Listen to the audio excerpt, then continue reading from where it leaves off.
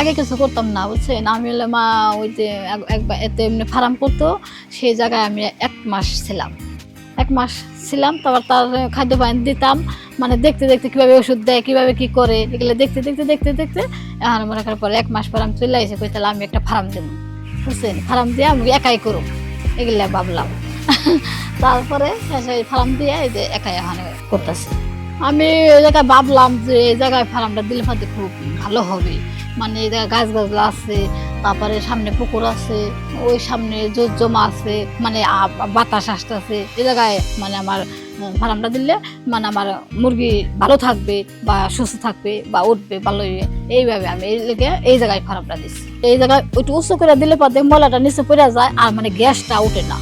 আমি যখন প্রথম সেট করলাম তখন আমার সবচেয়ে বেশি লাভ হয়েছিল 1,27,000 টাকা। এখন আমার শীতের সিজনে আমার একটু বেশি হয়, আমার গরমের দিনে একটু মানে একটু কম হয়। এই তো মুরগিটা ওজনটা একটু কম আসে, আর শীতের দিনে মনে করি মুরগিটা একটু ওজনটা একটু বেশি আসে।